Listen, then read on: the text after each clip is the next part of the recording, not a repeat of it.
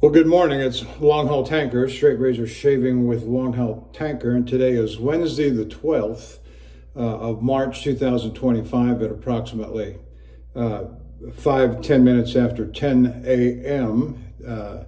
And I'm in a hotel room in Salina, Kansas, the Holiday Inn Express on North 9th Street, and if you guessed or surmised that I'm broke down, I am for the second time on this trip. And since delivery on Monday morning at 9 o'clock, things have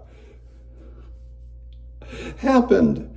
But anyway, let's go on with introduce the equipment, and we'll come back to the storytelling in a little bit. What we have here is a blue steel, let's see if I can,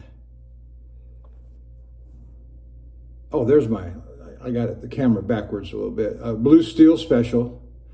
Now there's nothing on the back side of the tang, but this is an American steel razor, a little bit of a square point. And if you look closely at the steel, you can get the very distinct impression that it has been restored, that the steel has been sanded. They've done a great job in preserving the tang and the lettering, and this is a replacement set of scales. And they're just, everything's wonderful about this. It was honed up. Now, I don't remember exactly because it's been a while, but been a while. The fellow that I bought this from is no longer available in California, Los Angeles. J.R. Rowe, I think, something like that. He's been disappeared back during the height of COVID 2021, 2020 or 2021. And so, but this is just a lovely razor, and either he or I honed this up on a Shapton glass, because I know his preferred method of honing was the Shapton glass series to 30,000. And I think he did it. I could have done it. Okay, so anyway, using the tobacco soap, we still have the new spare puck not in use. I'm setting it off to the side. We've got the little container here. And so tobacco is our soap for today, along with the alum block later. And then the brush is the Zenith. Let's get this, I'm a little backwards with this camera. I forgot my camera mount on the mirror, and so it's in the truck, and the truck is in the shop, and I'm in the hotel, and I forgot to bring it. Last night, got here about 10 o'clock. Anyway, and so this is a 28 to 30 millimeter bore bristle brush.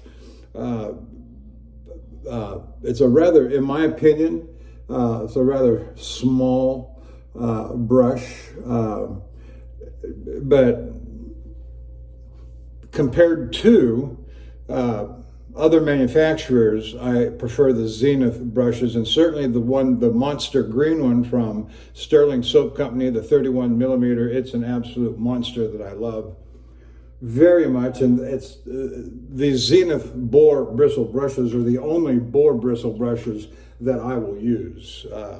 The others, and I have a selection 4 or 5 at home, 3 4, Smog and Omega, and they just don't interest me. I do not enjoy them nearly as much. All right, so with that said, let's get on with the lathering.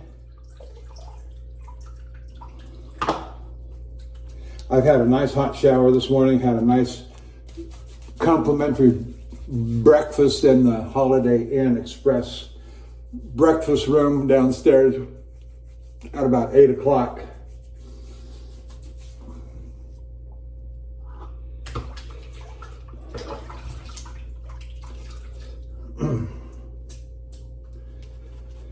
Now, what I've done to compensate for the absence of the mirror mount is I've taken the ice bucket, turned it upside down, all the available extra towels and hand towels, so all the linen is stacked up on the ice bucket, turned upside down, so I can get some height off of the bucket.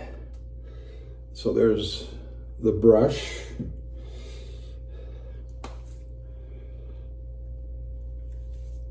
And I just love tobacco. You heard me say in the last video that I would take this. It's one of my top 3 or 5 that I would take to a deserted island if such were necessary. Anyway, that's just a way of saying I like it.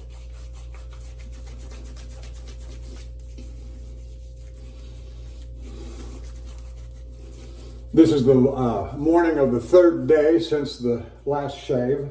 Last shave was on Sunday, and today's Wednesday. So anyway, my goodness, what the last couple of days, last 48 hours have been.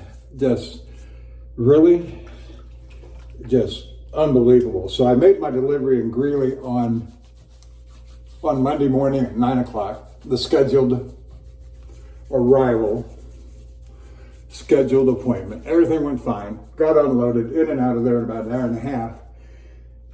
And what started happening on the way up, and I didn't report it until after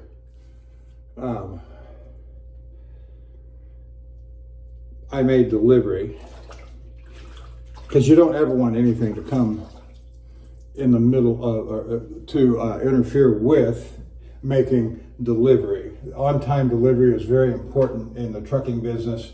That's how a trucking company maintains their reputation. And anything that gets in the way of that goes against them and can cause a customer to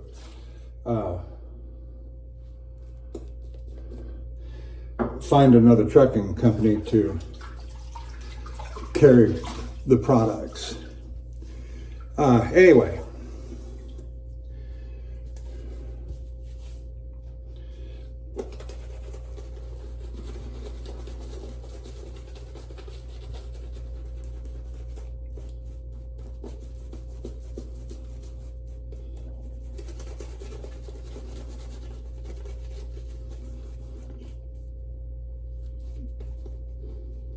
so what happened is that I had an air leak, and on a truck, an air leak relative to the brakes, air brakes, is disastrous.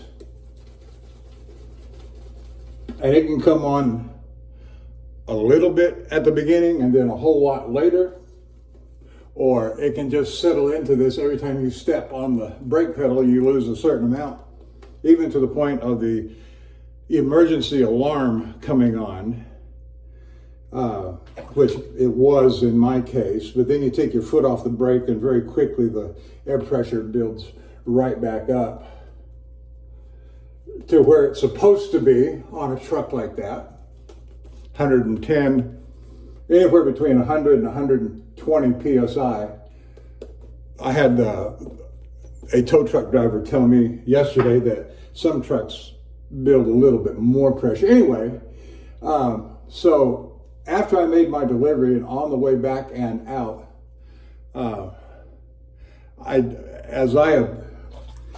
I went to the Love's Truck Stop in Brush, Colorado, which was about an hour away.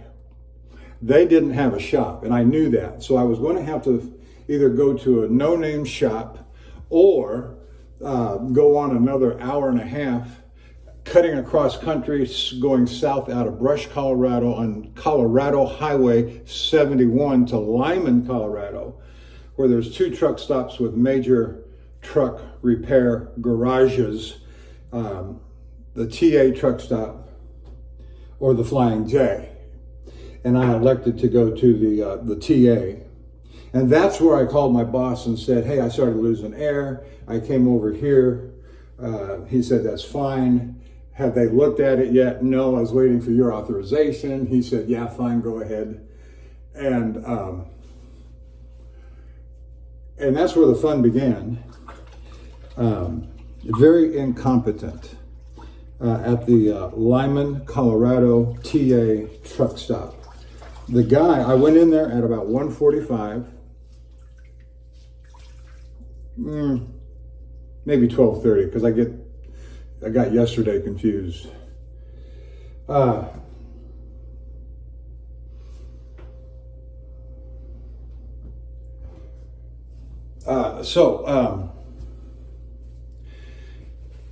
And anyway, they determined that it was what was called the spring brake valve on the back end of the trailer that was causing the air leak to come. Every time I stepped on the brake pedal, it was dumping all my air out, causing the alarm to come on. All right, let's get started with the Blue Steel Special razor.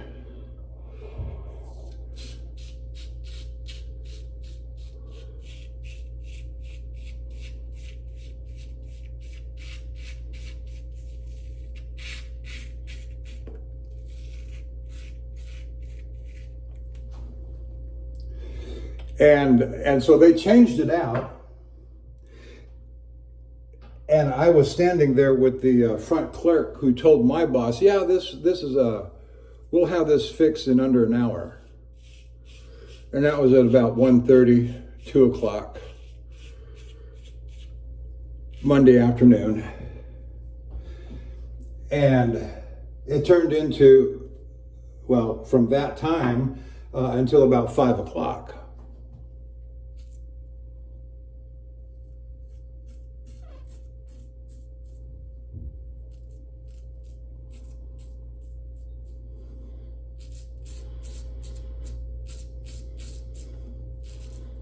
Now, what happened was, just shortly before 5 o'clock, the mechanic that was working on it came over to me and he said,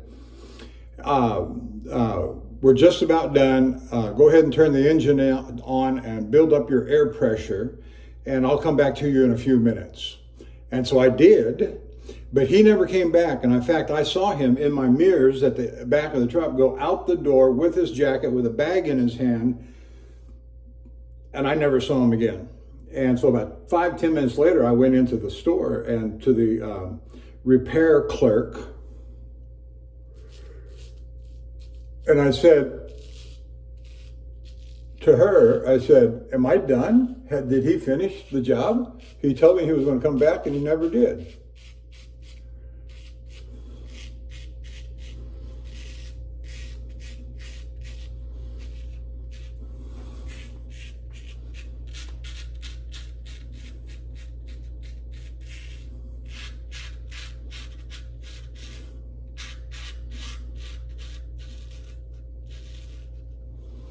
Now, the problem as I described it, where you step on the brake pedal and you lose some air, take your foot off the brake pedal, and the air pressure goes back up to normal operating ranges, that's typically associated with problems with a brake chamber on either the tractor or the trailer.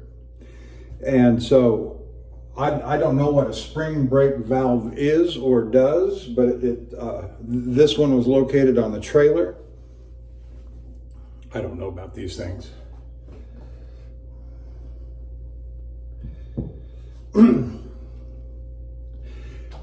And so she said I was done and I could exit the garage. My boss had paid for it, $275.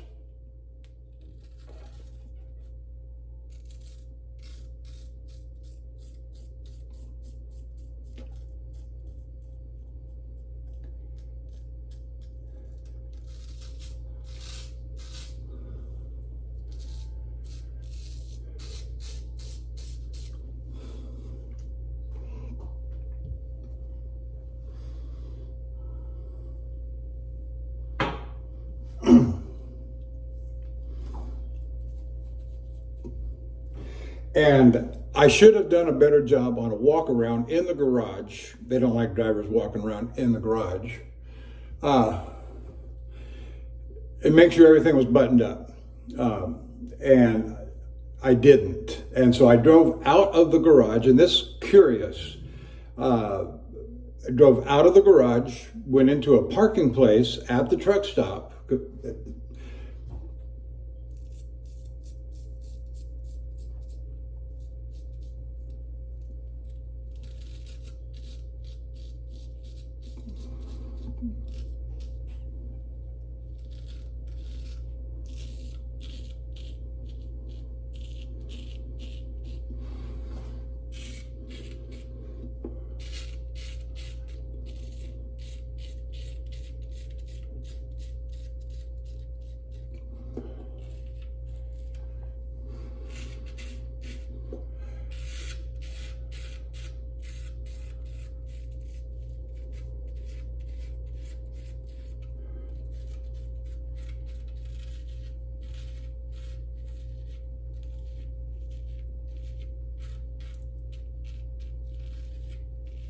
And when I got parked at the truck stop, or in a parking space at the truck stop, and I moved forward out of the garage, repair garage, about 200, 300 yards. And so I was still in direct line of sight with the garage.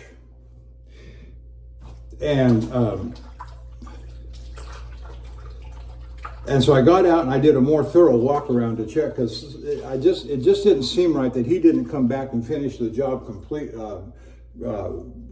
the job professionally, and let me know that I'm done, and then release me out of the garage.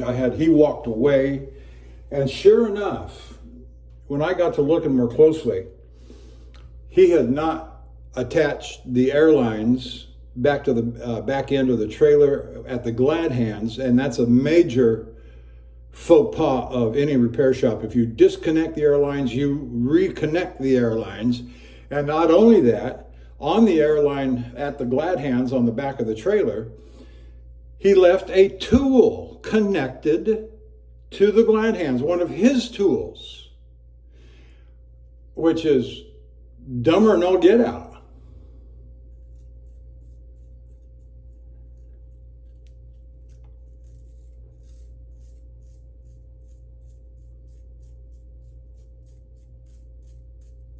So I reconnect the airlines, the blue and the red airlines from the tractor to the trailer. When I get back up in the cab of the tractor, the alarms are going off, the air alarms are going off, and my gauges are down to 0. I've lost all my air. And I'm fit to be tied. That's exactly why I went in there, is because I'm losing my air.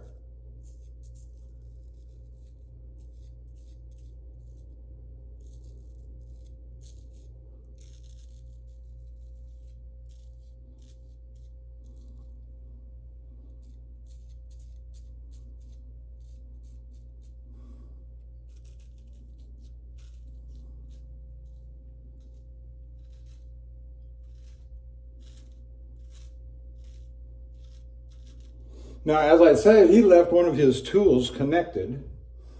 And so I took that tool, walked back up to the shop, met a young man coming out. And I said, because I'd seen him earlier in the day, and I said, your mechanic that was working on my truck, he left his tool attached to my glad hands and never reconnected my glad hands. And I'm amazed that I could even make it back out to the parking lot to find a place to park. And now my brakes are locked up and I can't move the tractor trailer. What am I supposed to do?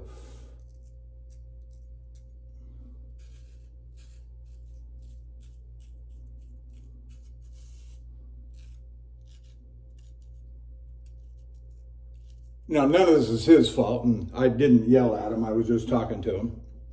And he says, well, let me take you up to the manager. And I said, by the way, has there been a shift change since 5 o'clock? And he said, yes, the night shift has come on. And I said, I rather thought so, because I saw that mechanic jump out the door at 5 o'clock after he had told me that he was going to come back, and he never came back. When he told me to start up the engine, and he never came back. And he just shook his head, and you could tell he wanted to say something, but didn't or couldn't or whatever. And so I told the evening clerk what had happened. She said, well, we'll get the senior mechanic, the night senior. And it took them, that was now at about 5 o'clock, almost 6 o'clock, 5:30, 6 o'clock. And he didn't get back out to me until about 7:30. So I had to sit there for an hour and a half so he could finish doing what he was doing before he could come and tend to me.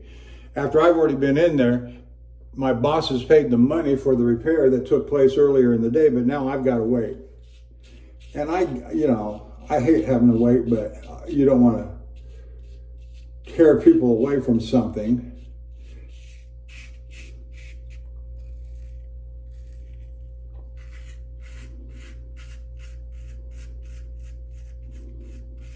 So he came out, the senior mechanic came out at about 8 o'clock. And he went over the repair that the other guy had done, and he found that there was a connection that had come loose. And so he retightened that connection, and the air pressure started building. And he said, do you have air pressure building? I said, yes, I do. He said, go ahead and push in the red button. And I did, and it's held, it stayed, and that's a good thing. And then I said,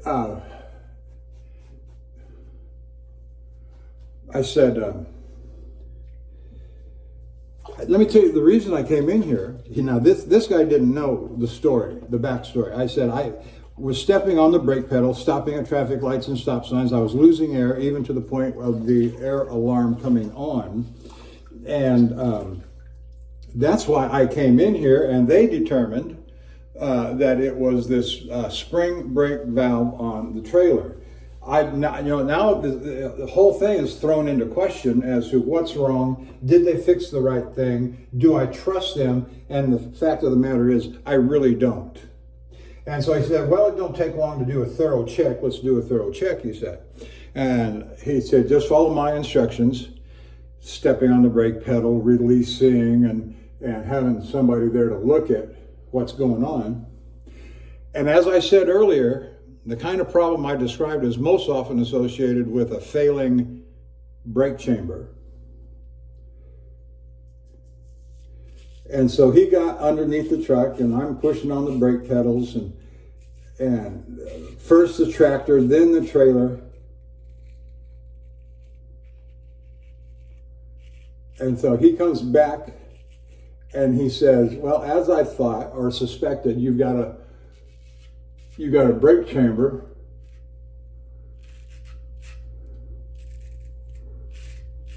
on the tractor that's leaking pretty good or pretty bad. And we're going to have to fix that. We're going to have to replace it. He said, do you have air pressure? Yes. Push in the yellow tab. And so, yes. So now my brakes are all released. And he said, well, let's get you moved back up to the shop and I'll change that brake chamber. And I said, well, that's fine. And you'll call my boss and tell him and get him to pay you for it. I don't want to be a part of that process. I never do.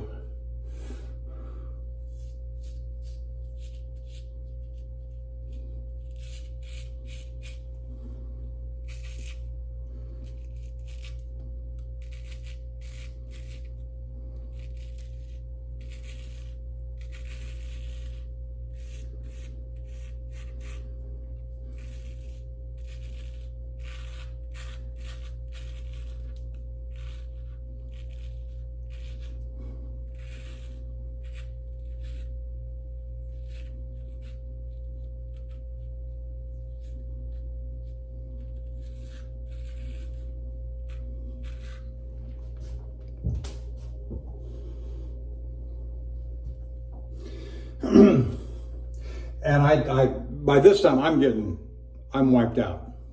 I am dog tired. And I said, and I'm in the shop with the truck, and he's going to work on it. And I told him I'm going to lay down in the bunk. I'm just too tired, and and so you tell me when you're done. I'm going to go to sleep in the bunk. He said, that's fine. I'll wake you up.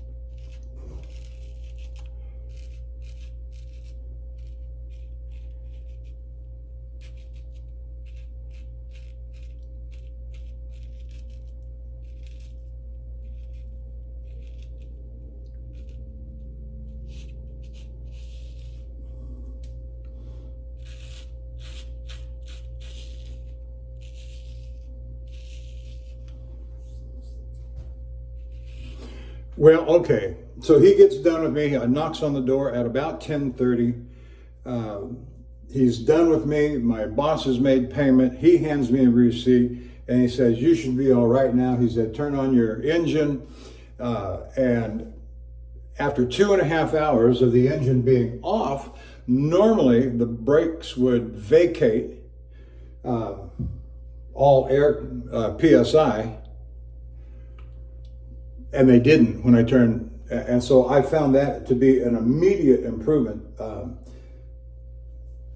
And it's not uncommon for my truck that when I come back to the truck for a new load after I've been home for a few days, the truck will be out of air in the air tanks because the air is leaking out through, especially an older truck, out of every sieve that can be found. So anyway, but nonetheless, he fixed it. And it idled overnight for the rest of the night. I got up the next morning. I got driving shortly before 7, between 6:30 and 7.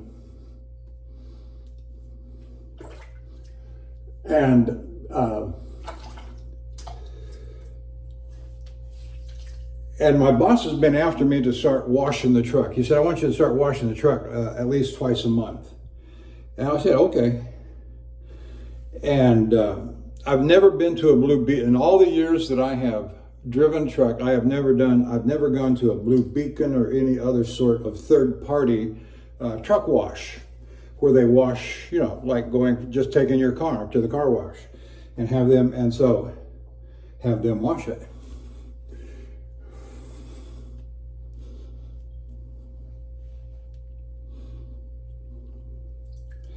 And so I didn't know how to strategize. I didn't know how long it took.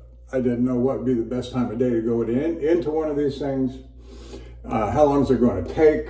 If there's a bunch of vehicles already, tractor trailers already in line, what do you want me to do? Do you want me to stay there? How many, because once you get in line, it's the lanes going in are barricaded. There's no way for you to jump out of lane. You must stay there.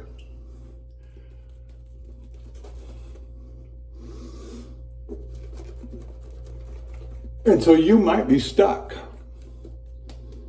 for 4, 5, 6 hours, depending upon how many vehicles are in line. And I stopped at the TA truck stop at the Blue Beacon there at Oakley, Kansas, way out in West Texas, or western Kansas, near Colby, Kansas, in Oakley. And they had 2 wash lanes going into the Blue Beacon, and there were 4 vehicles in each lane, And I said, I'm not getting in that. That looks too long. I don't know how long that's going to take, and I'm not going to do it. And so the next one was in Salina, Kansas, or Salina, I get whatever. And I got there, and there's 2 lanes going into there are 2 lanes for the truck wash. There's 2 vehicles in each lane, tractor trailers. And I pulled up outside of where to pull into the barricaded lane. They have barricaded lanes too. And so I called my boss and I said, I want your advice. They got 2 lanes going in. Each lane has 2 vehicles. I don't know how long this is going to take. I said, what do you want me to do? He said, go ahead. Go ahead and get in line. We'll see how long it takes, and we'll know more after you come out of it. All right. So I got in line, and surprisingly, that line moved very quickly. The young man that came out to me to see what I wanted, tractor and trailer wash, or just the tractor, or just the trailer, and some of the extra amenities that go, we can use this product and we can use that product. No. And so we got in there, they opened up the hood, and they said, you want us to wash the engine? I said, well, since this is the first time that this truck has been washed, as far as I know, in a very long time, I said, yes. And it was only a $15, $20 add-on. It was $52 for a standard truck wash. And so this was a $15 add-on to, degrease the engine and use pressure washing on the engine. Okay, fine.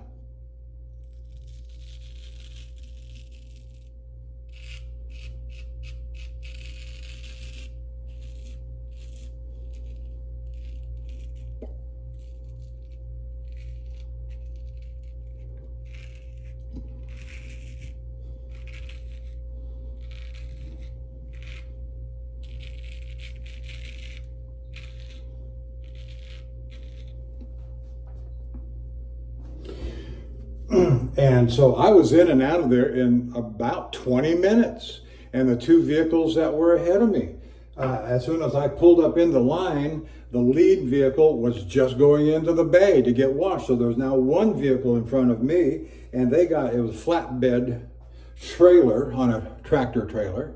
And they had him out of there in 15 minutes and me out of there in about 15, 20 minutes. So I didn't sit there much longer than 45 minutes. From start to finish to get out. Okay, good, fine.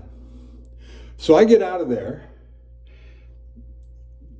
made my way from the Blue Beacon to Interstate 70, which is just a few hundred yards. From I-70 west, just 2 miles to Interstate 135 south, got on it and was going at, I was about 10 miles south, about 5 miles south. And I'm driving along, and lo and behold, out of nowhere, my engine dies. My engine dies. It's not running, and I'm rolling at 65 miles an hour, and my engine's dead.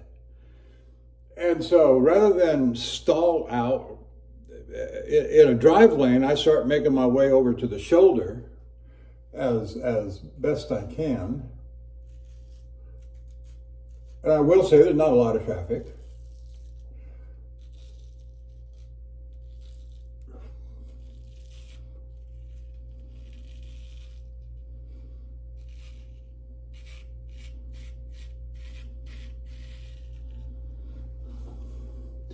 And, you're just terrified when your engine stops running at that critical moment. While you're running at 65 miles an hour, I was really quite disturbed.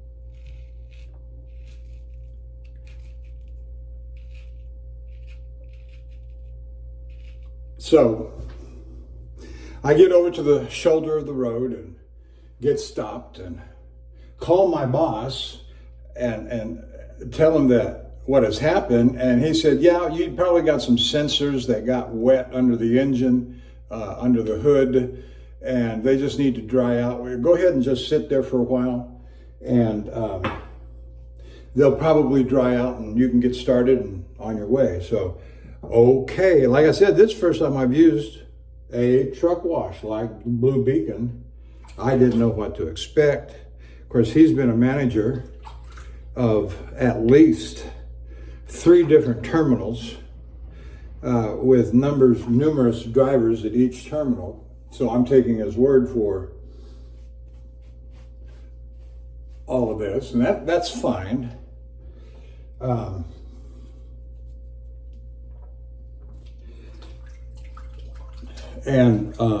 I sat there for an hour, and every 10, 15 minutes I would crank it over. I had electricity, I had battery power, I had cranking power. What I did not have was ignition. That is to say, it wouldn't catch. It wouldn't start the motor.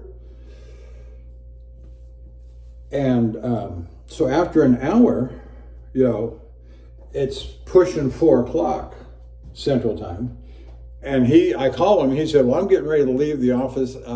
He says, why don't you call one of the service companies, Petros, Love's, Pilot, whatever, and have them come out to you and do a service call. Okay, I say, I can do that. I can call, because the Petros is not far behind me, and it was at the Petros where the Blue Beacon was located, the truck wash. And so I can do that, place the order, they'll come, and I called them, described the situation. They said they'd be out in about an hour, no problem. And so now it's pushing 5 o'clock. We're about 30, 45 minutes into it.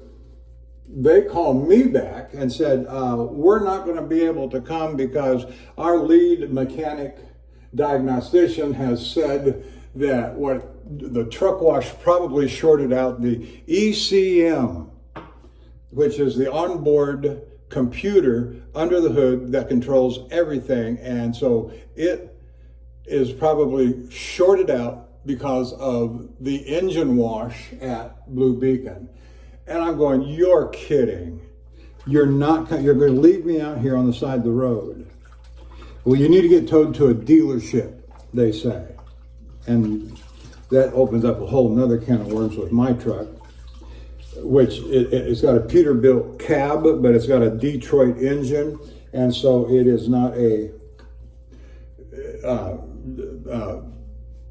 Peterbilt dealerships will not work on those Detroit engine Peterbilt trucks. And so now you got to find a place that works on. Anyway, it's just more hassle.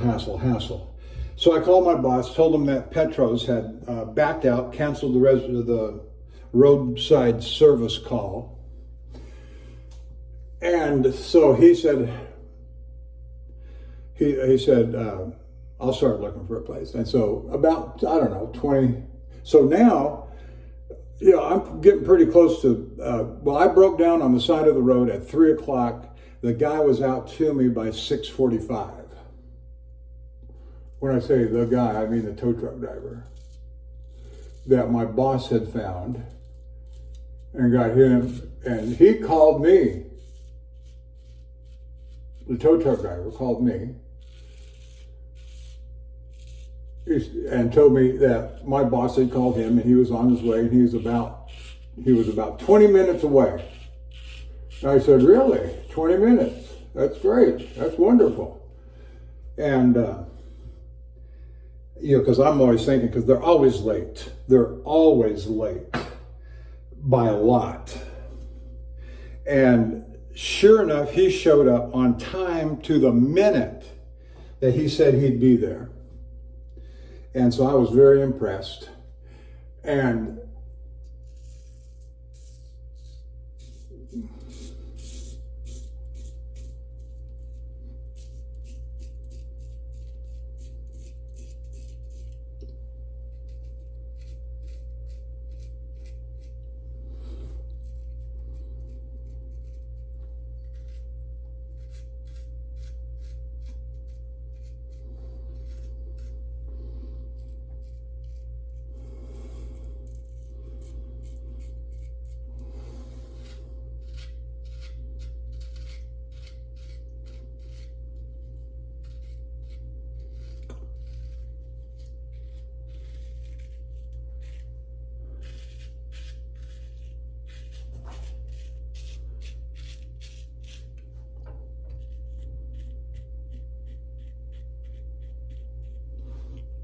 And so he was of the opinion that it was the computer, the ECM.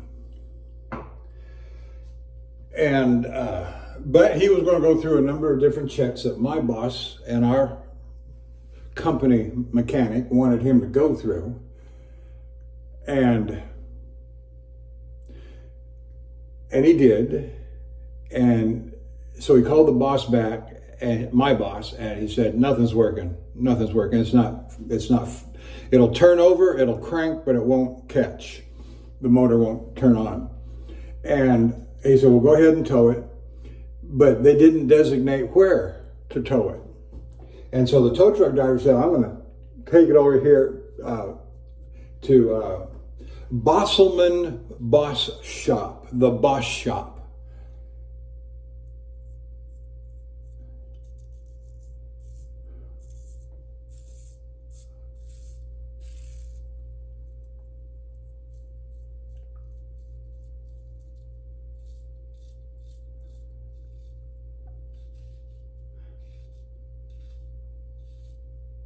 Now, I didn't know that the Boss Shop, Bosselman,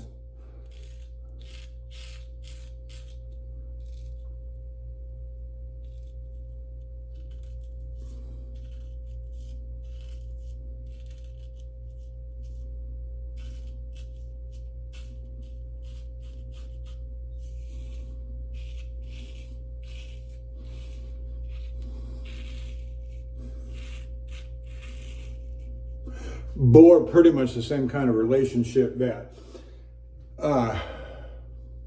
Servco, I think it's called, it does to Love's Truck Stops. They're a big service garage organization. They attach themselves to one of the truck stop names like Love's or Pilot. Bosselman attaches to Pilot. Servco, I'm not saying that right, attaches itself to Love's.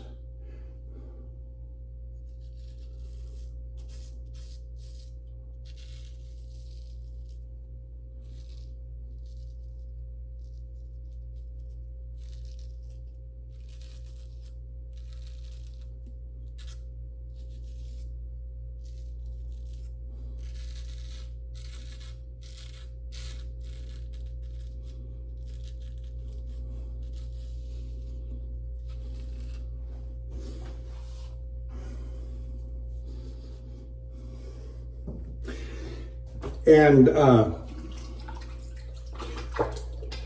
so he tows me over to Bosselman, and he gets in there, the tow truck driver, and he goes and he gets their computer that hooks up to the port on the inside of the trucks that provides all the numbers, all of the diagnostic for the truck, and there's no reading. Nothing's coming off the truck, which is an indicator sign that the ECM is fried, has been shorted, is burnt up, which would likely have occurred or could have occurred from the truck wash. And so that's all very disappointing, which means they're going to have, and so they're supposed to get in there today and do a full diagnostic. One of the things that their mechanics there at Bosselman said was that the port where the computer attaches into the external computer is extremely loose. And so that's one of the things they want to look at and fix and tighten up, make sure that the port is working correctly.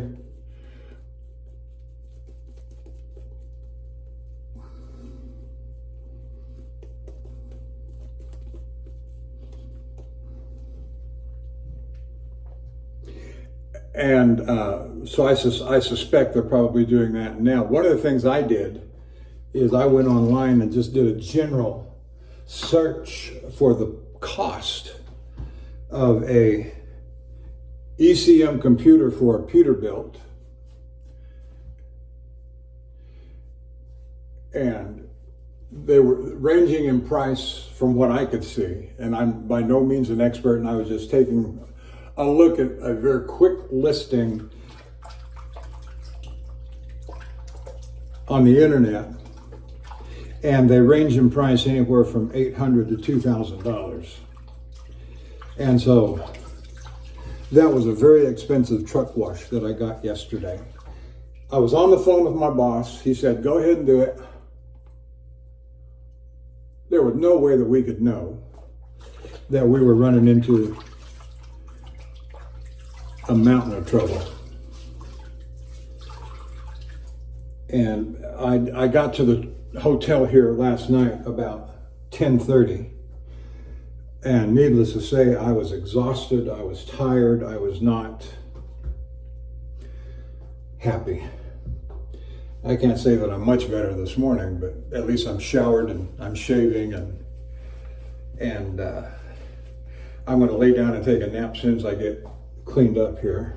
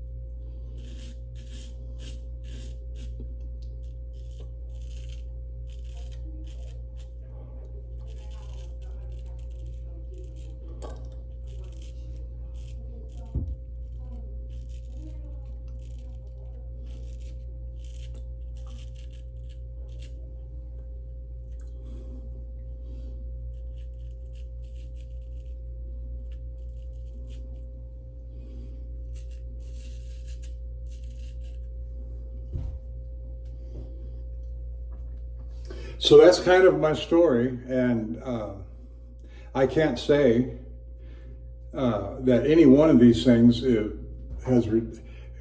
can be put to my fault, is what I'm trying to say, because that's one of the things about the trucking industry. They're always trying to blame the driver for something, and there's not a thing that I can be blamed for on this. These are just all, but there's been so many of them with this truck since I started working for this company.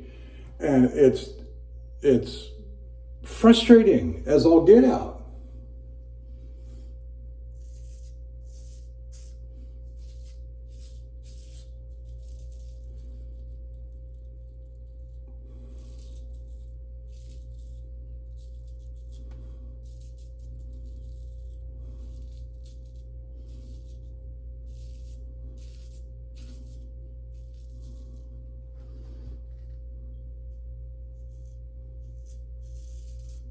How many times have I been broke down and done a shaving video from a hotel room over the last 3 months or so?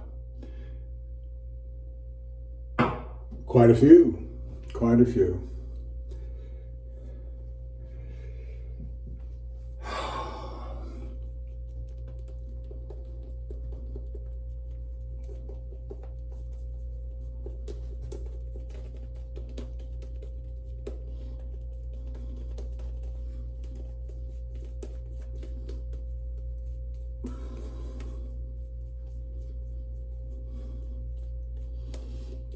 Well, I saw a headline on the news yesterday where tallow is making a comeback. The new Health and Human Services Secretary, Robert F. Kennedy Jr., he and Sean Hannity went to one of these fast food restaurants, a Steak and Shake or something like that. I'm barely familiar with them, at least by name only.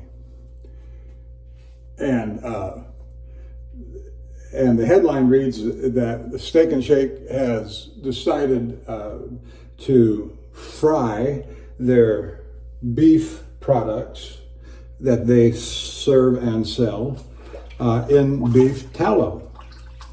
And Hannity and RFK Jr. were there enjoying a sandwich fried and beef tallow. Okay, good, fine. So I thought all of us people who love tallow-based shaving soaps would be pleased to see that beef tallow is making a comeback. Yoo-hoo! I saw that article on Gateway Pundit yesterday.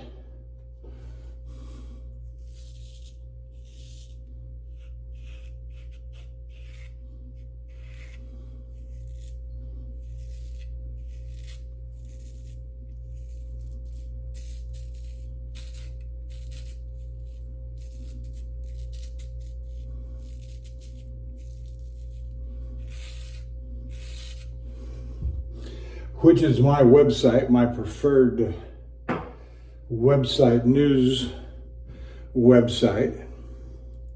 And Real America's Voice is my preferred television news base, which is where you'll find Stephen K. Bannon and the War Room.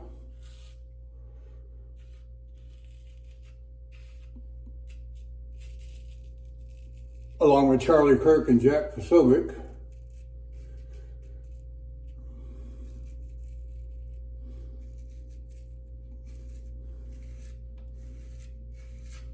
And I see that they've added Eric Bolling as a new commentator to the channel lineup. Now, if you were expecting me to say The Guardian or the Daily Mail, those are, I might look at them from time to time, but they are no means my preferred first choice.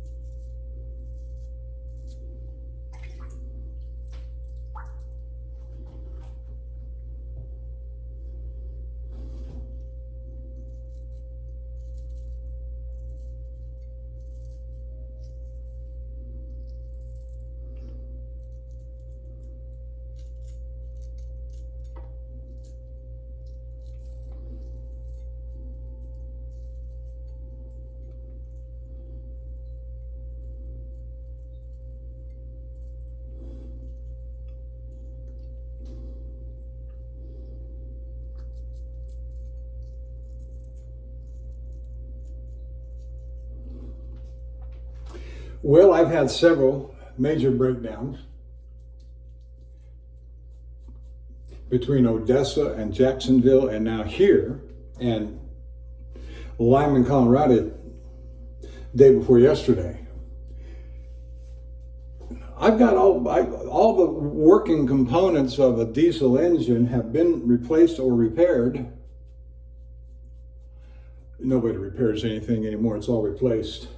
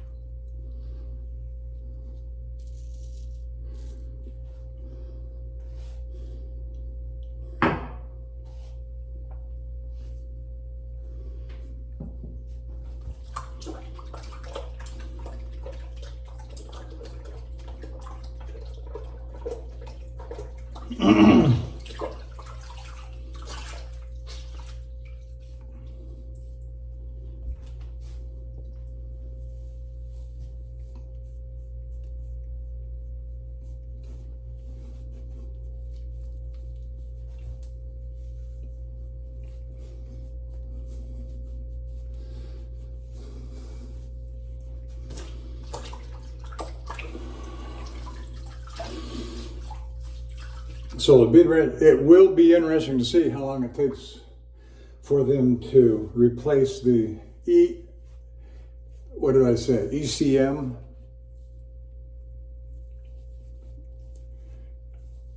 And I've said before, I'm not a mechanic and I don't want to be one. And so remembering the names or acronyms for all of these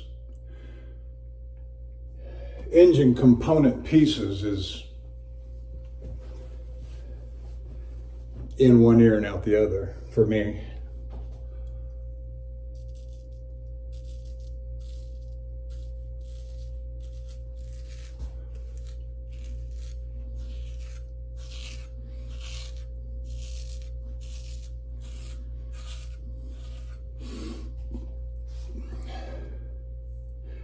Well, I'm sorry I forgot the mount.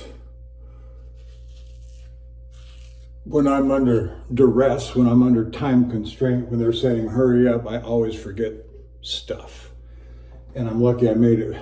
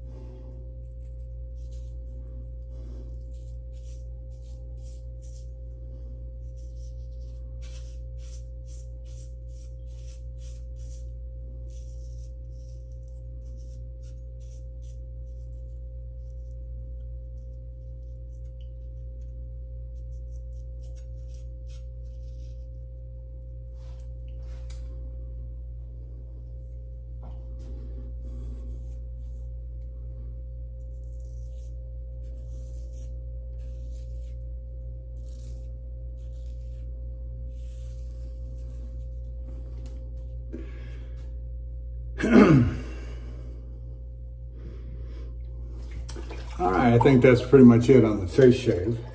Got a few little minor nicks and weepers there, but they'll certainly dry up and wash away here shortly.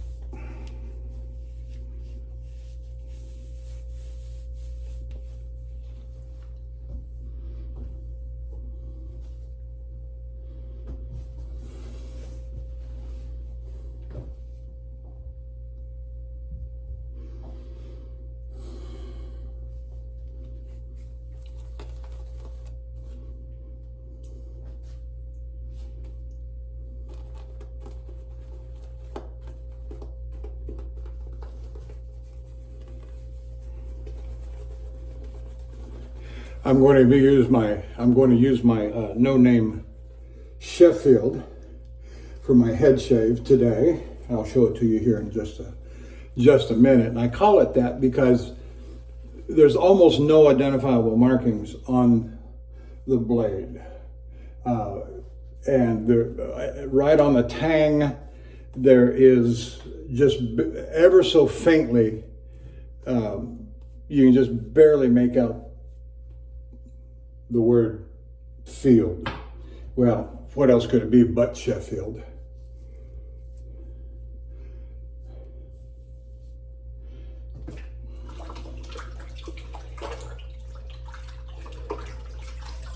And it's a nice little razor. The steel is good. It's one of those that people will tell you as a beginner, oh, that's the one you ought to buy. It's $15, $20 back in the day.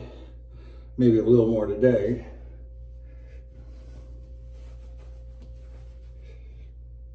All right, here's the blue steel special. I'm just going to do a little wipe off on it and fold it up and set it aside. And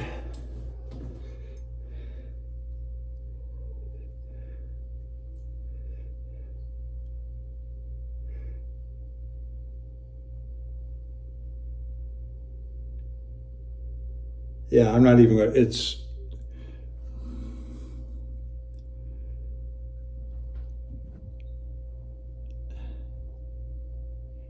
you can't see hardly anything on the tang there, so I'm not going to try too hard. But this is the no-name Sheffield right here. With a magnification and patience, you can just barely make out the word field. So that's why I call it a no-name Sheffield. And I don't remember what I hung this up on back.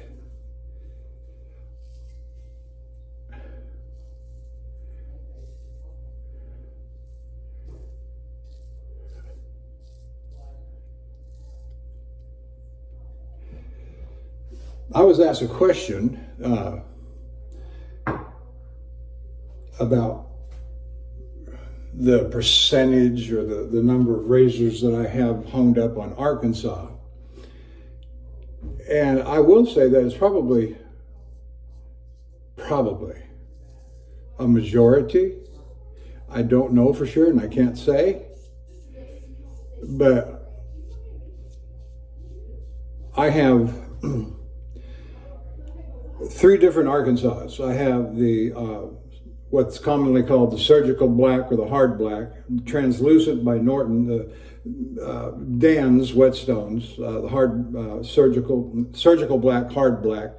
Then Dan's whetstone, the true hard, that's the kind of a variegated color, black, white, gray.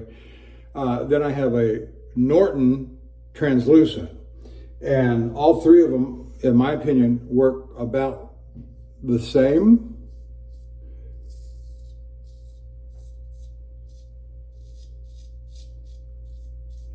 And will give you about the same level of edge for shaving purposes.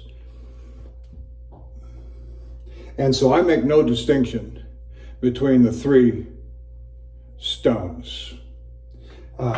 So I have, and I've made mention of this before, I've got the Shapton glass synthetic set. I got the 500, 1,000, 2,000, 4,000, 8,000, 16,000, and 30,000.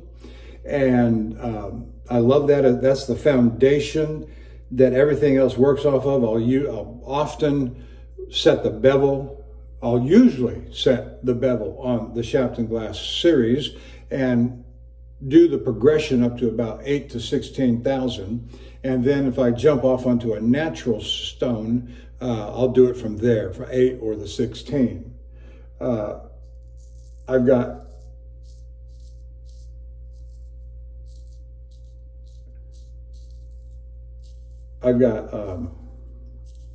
four cauticles.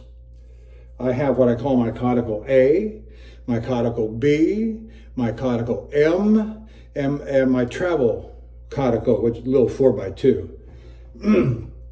And me and my cauticle A get along just fine. And so if you hear me say I've got a cauticle edge, it's probably a cauticle A. Now, it can be refined, and I do regard my little travel stone as superior to my cauticle A, but it is superior enough. My cauticle A, I like it tremendously, but I like my little travel stone too. My cauticle B I rarely use, and I have no stones at this present, or no razors at this present time, honed up on the cauticle B.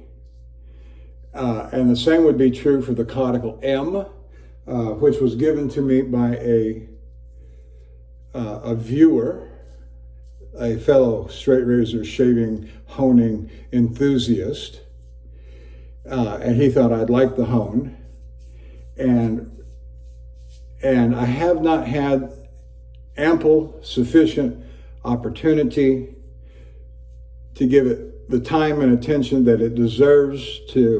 My few beginning efforts with it have not been successful.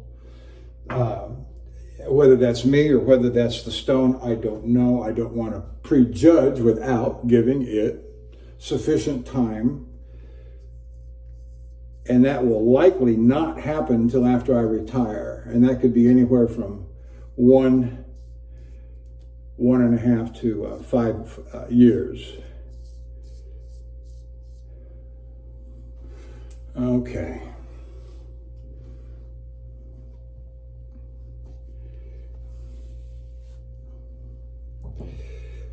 And then what else do I have? I have a Zulu Gray that I've had since 2016, I believe. Yes, probably so.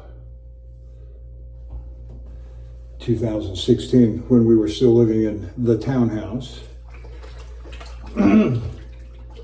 I started my straight razor hobby journey in June, July of 2015,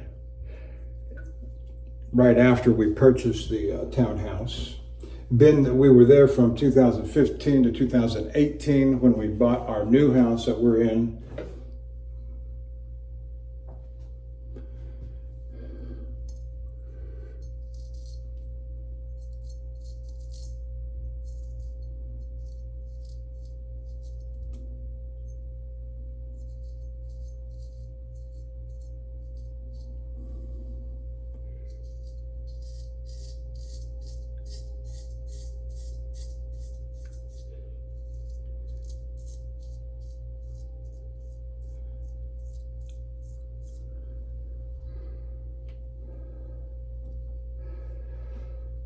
And I do have a Belgian blue whetstone, and I would like to use it more.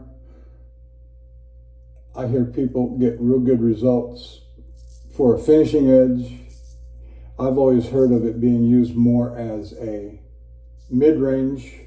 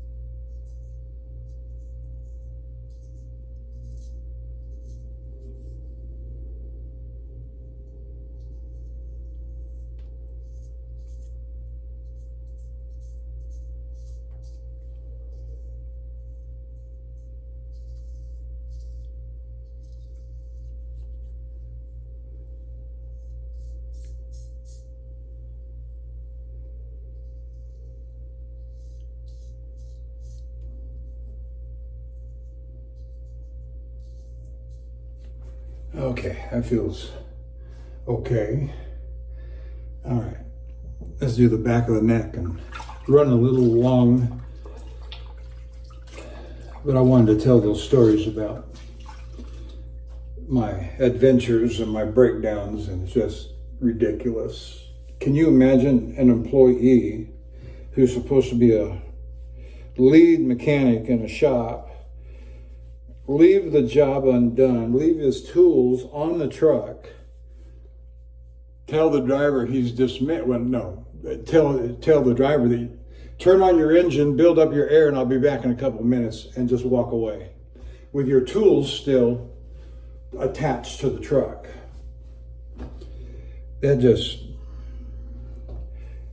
is insane.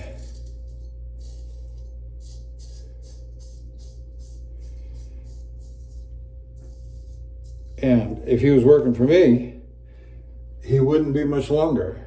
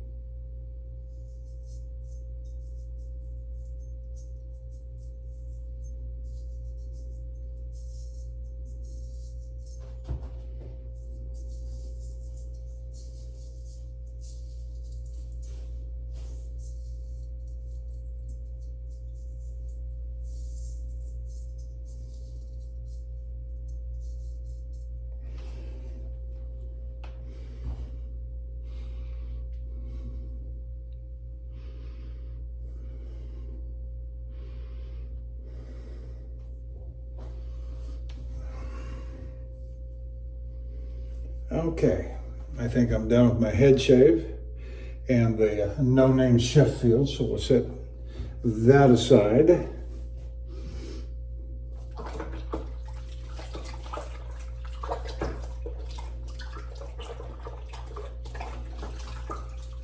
I put my shaving brush down into the water to start soaking for my final rinse.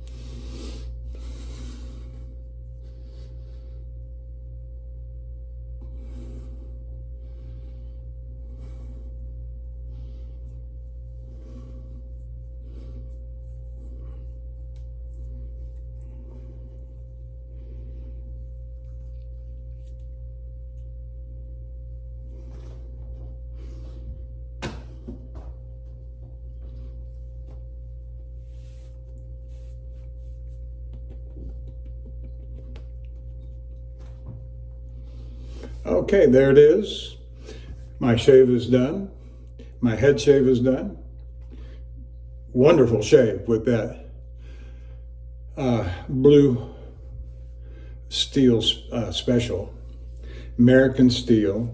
And that's one of the characteristics of my collection and my 60 to 70 razors that I have is one of the things I wanted to do in my collection was get a sampling of the different steels from around the world, from the Sheffield steels to the Spanish steel, from those, can't think of the name of them right now, Spanish steel, Swedish steel, what else? American steel, French steel, German steel. So I wanted a sampling from all those different manufacturers of straight razors from years gone by that everybody talks about. And I said, yeah, I'd like, let's do that. And I've done enough of these videos now. If I remember right, this is going to be number 378 video. And at some point somewhere, I've tried to stay in succession as much as possible, one after another. So there's several videos of each razor that I own, but certainly at least one of every razor that I own, and the different steels and with the different edges and stones that I have. But to answer the question from previous is that I'd say that at least half of all my razors are honed up on one of the Arkansas stones, and the remaining other half are divided up between the synthetic Shepton Glass series and the Codical and the Zulu. And so I enjoy my shaves very much. That's why I keep doing these videos, because I like doing the videos with the razors, showing off the edges that can be produced from the different stones. And even though I don't do honing videos, I've always said and believed that the result is in the shave itself. And you can see whether or not I'm having a good shave or not, that the edge produced from the stone provides. So that's it. That's all I've got. Thank you for listening. Thank you for watching. And I will see you down the road. Or maybe I'll be here next time. Who knows how many days I'll be stuck here. All right. See you.